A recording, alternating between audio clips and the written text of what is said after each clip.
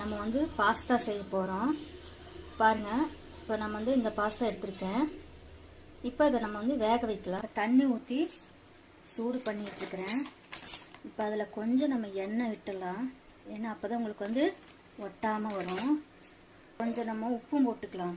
சரிங்களா? இப்போ அதை நல்லா கலக்கி விட்டுக்கலாம். நல்லா கொதி வந்ததுக்கு அப்புறம் தான் நம்ம வந்து பாஸ்தா போடணும்.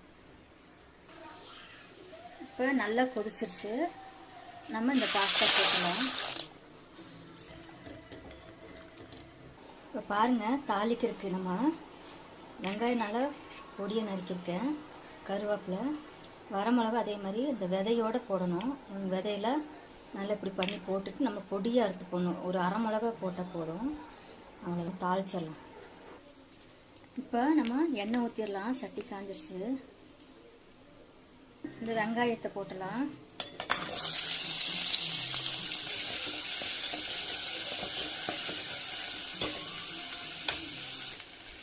இப்போ பாருங்க, இஞ்சி வந்து இப்போ தட்டி போட்டிருக்கேன், அதையும் போட்டலாம். கேப்சிகம் போட்டலாம். கொஞ்சமாக போட்டால் போதும். போட்டு வதக்கிக்கலாம்.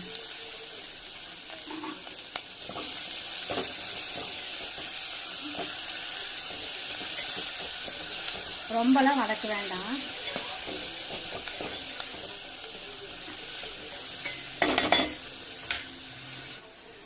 இப்போ இதில் வதக்கிட்டோம். இதில் பார்த்தீங்கன்னா மசாலா போடலாம்.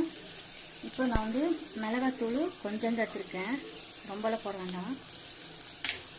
சிக்கன் மசாலா பொடி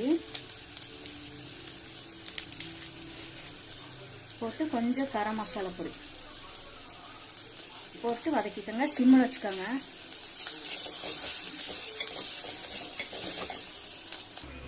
இப்போ கொத்தமல்லி தழை போட்டலாம்.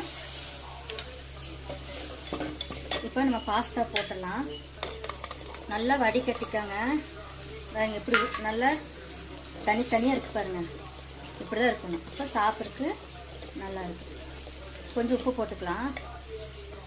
ஏற்கனவே நம்ம உப்பு போட்டிருக்கோம், அதனால் பார்த்து போட்டுக்கோங்க. போட்டுட்டு பரட்டி எடுத்துடுங்க. இப்போ கொஞ்சோண்டு மிளகுத்தூள் போட்டுக்கலாம்.